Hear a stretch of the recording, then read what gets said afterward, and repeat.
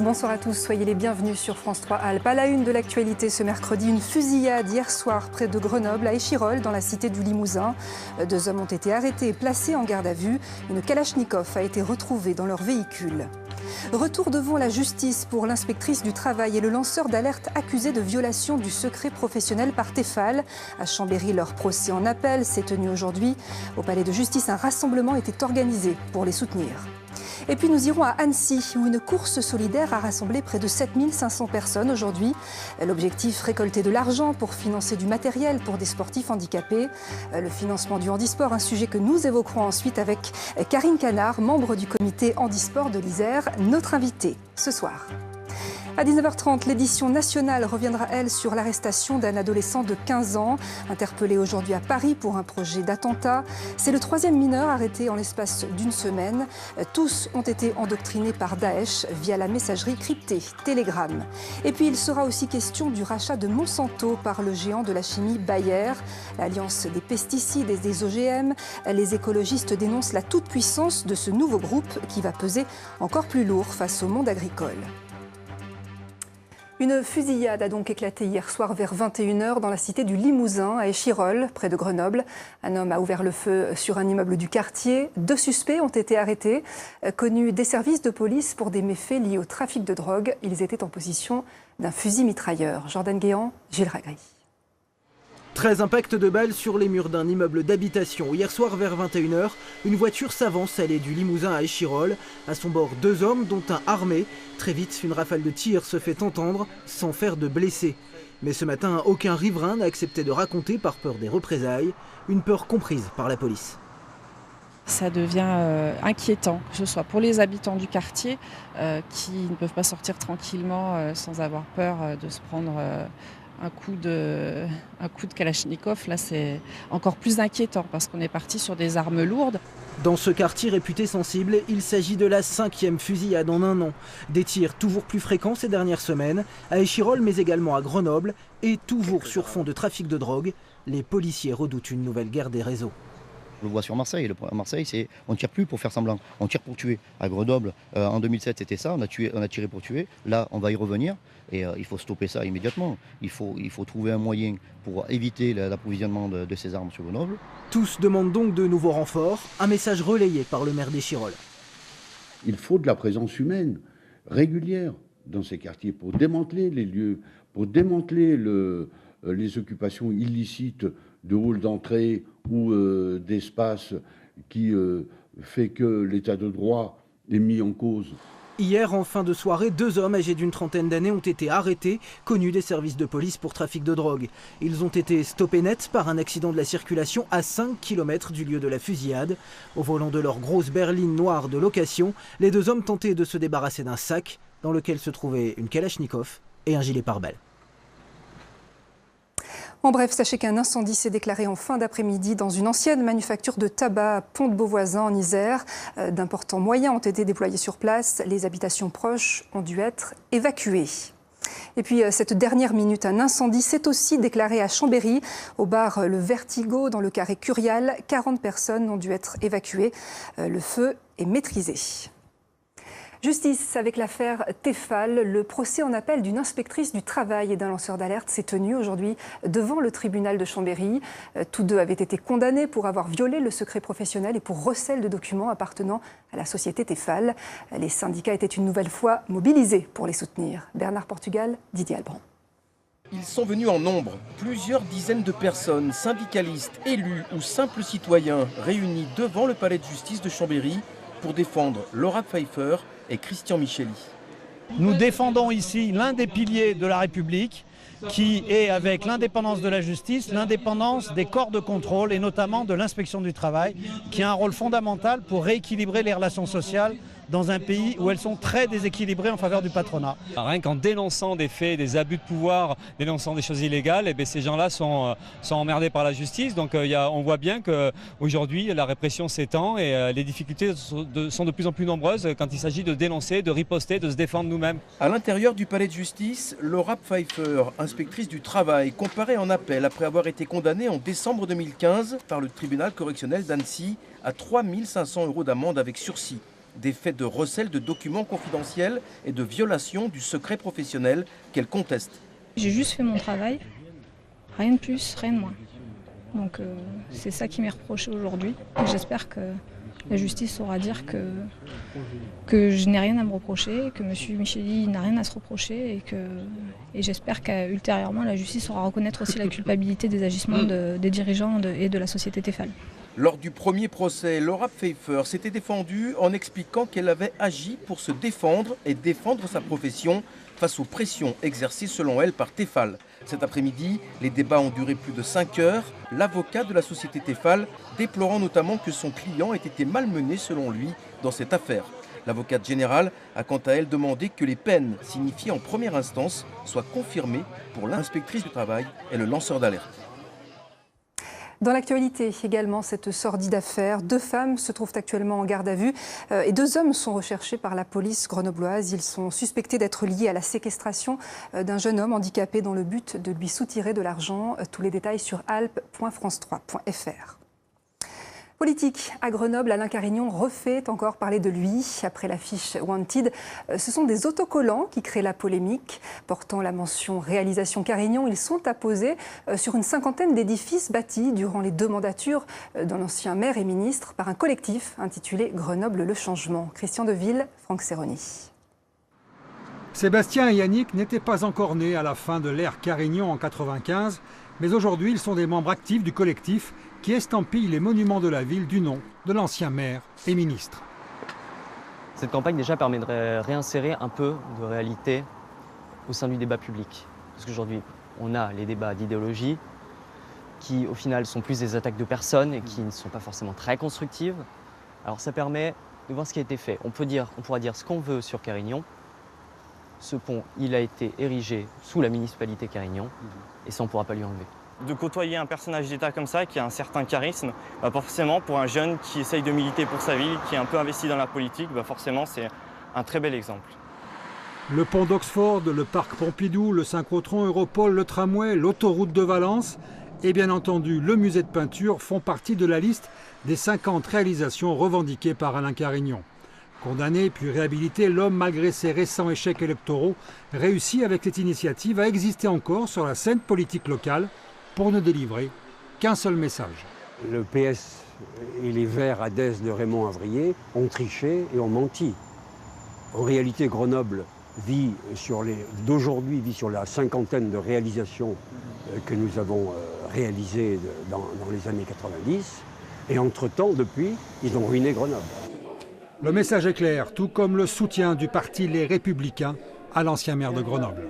Vous n'empêcherez pas l'ancien maire de Grenoble, l'ancien ministre, l'ancien président de ce département qui aime le débat politique, qui aime la joute politique, qui aime cette ville. Vous ne pourrez pas l'empêcher de dire des choses sur cette ville. Et moi, je veux travailler avec tout le monde. Avec ses autocollants, l'affiche Wanted, la campagne pour les prochaines élections municipales en 2020 est déjà lancée à Grenoble. Le projet de loi montagne adopté par le Conseil des ministres, il sera débattu cet automne au Parlement. Une décision saluée par l'ANEM qui a co-rédigé le texte et par certains élus, Laurent Wauquiez en tête. L'idée de ce projet est de réactualiser et compléter la loi de 85 pour soutenir l'économie des territoires de montagne tout en renforçant la protection de l'environnement. Les Jeux paralympiques de Rio, déjà 14 médailles pour les Français. Un succès qui se construit dans les clubs handisport régionaux, mais souvent les moyens manquent. Il faut s'appuyer sur la solidarité. On en parlera avec notre invitée de ce soir, Karine Canard. Mais d'abord, ce reportage à Annecy, où une course était organisée pour financer du matériel pour des sportifs handicapés. Jean-Christophe Solari, Jérôme Ducrot. Un rythme de dance music et une bonne cause, il n'en fallait pas plus aux Annéciens pour enchaîner les tours de stade au Parc des Sports. L'an dernier, cette opération Annecy-Court avait permis à l'association Handisport d'Annecy de financer pour 10 000 € de matériel. Cette année, le défi est ambitieux, dépasser les 35 000 km parcourus. Et pour cela, certains se donnent à fond.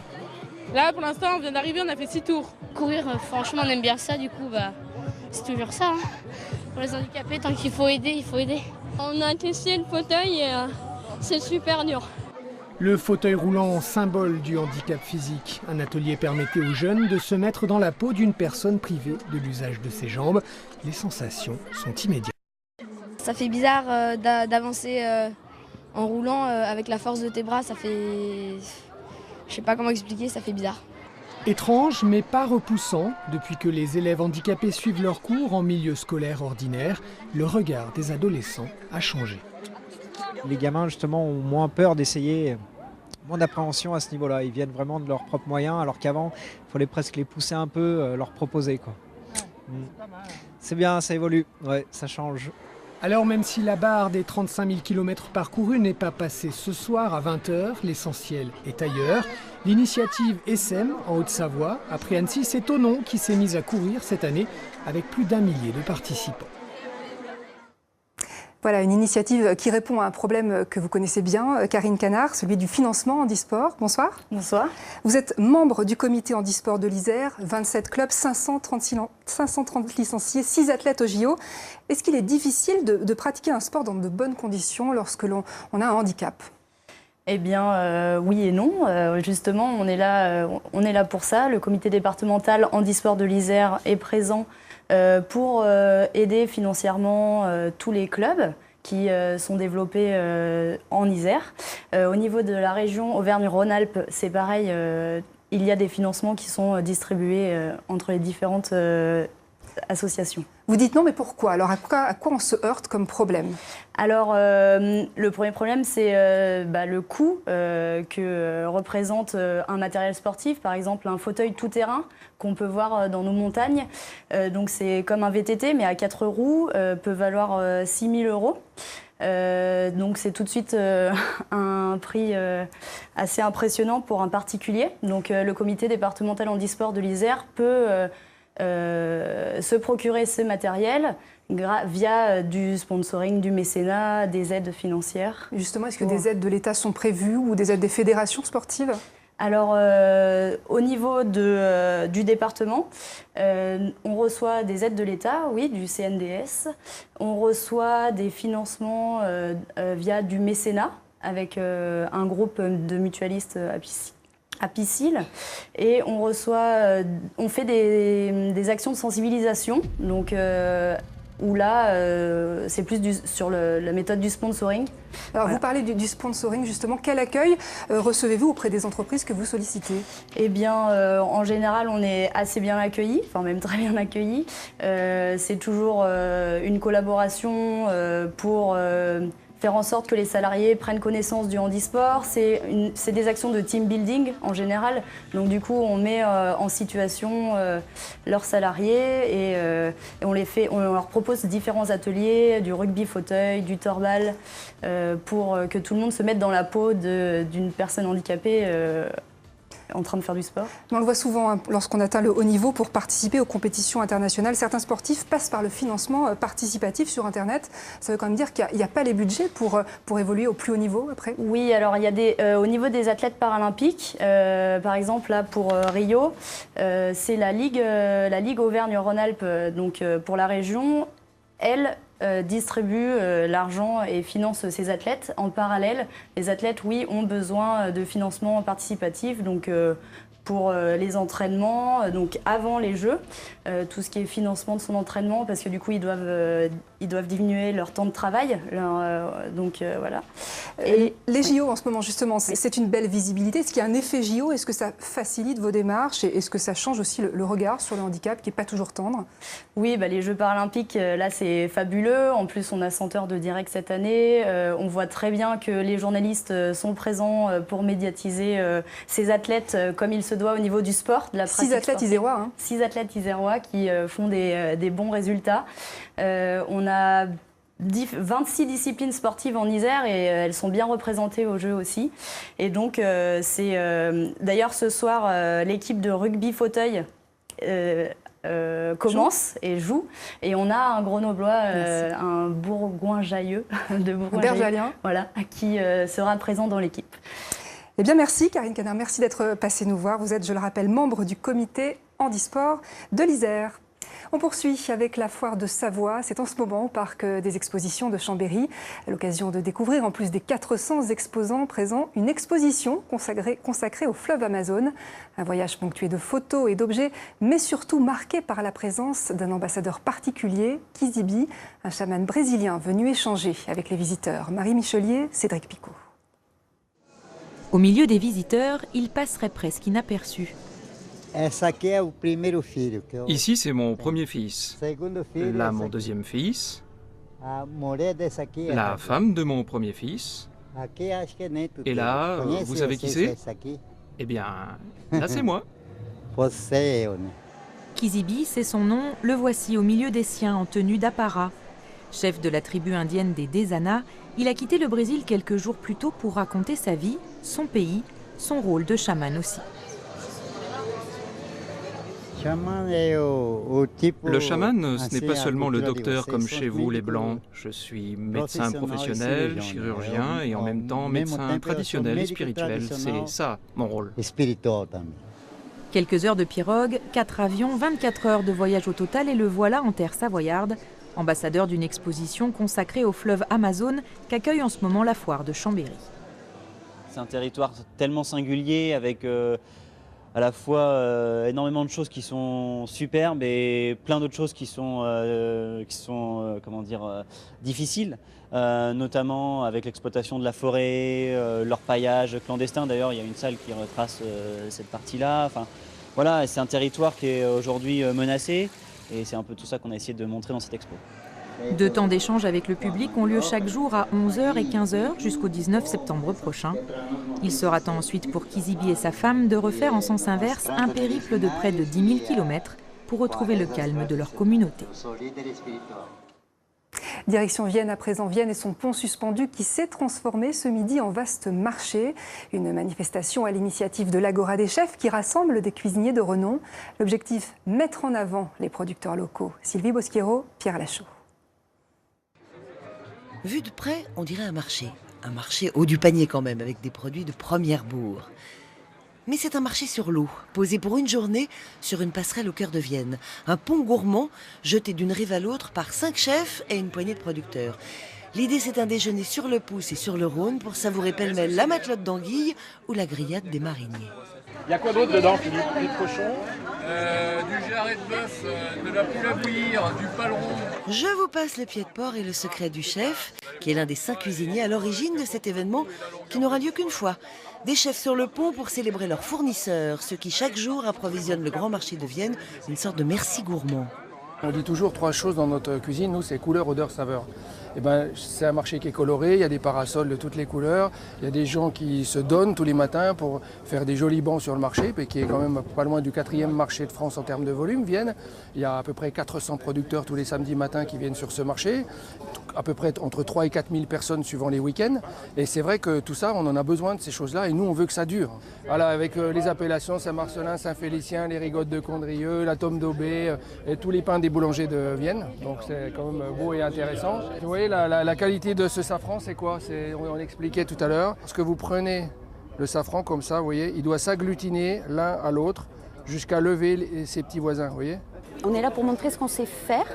On est là pour des savoir-faire et pour valoriser un territoire. Le fait qu'on nous ait demandé de participer, c'est que quelque part on croit en nous. Bouchée après gorgée, chaque convive de ce déjeuner vagabond a déboursé 38,69 €. 38 en clin d'œil à l'Isère, 69 au Rhône.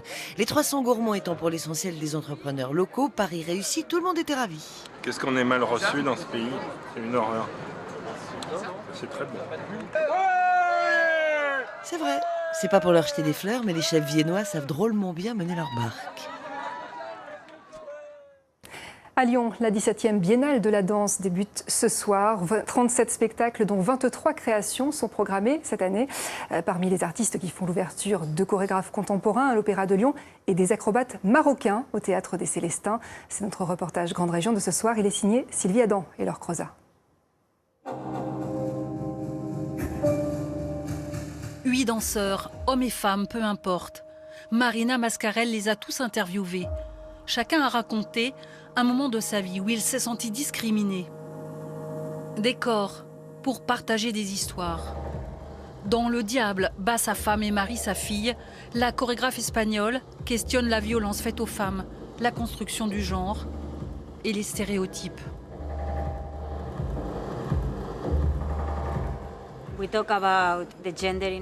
Nous parlons de l'inégalité des sexes. Comment, dès le plus jeune âge, on dit les filles font ci, les garçons font ça, et comment se perpétuent ces comportements qui se transforment ensuite en violence.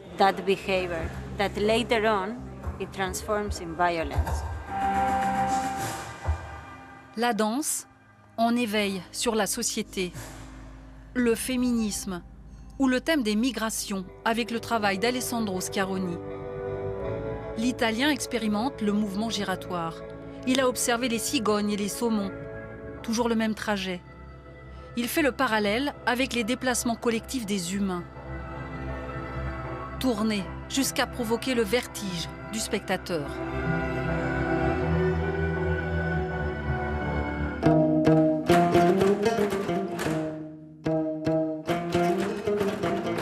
Diversité des imaginaires et des cultures.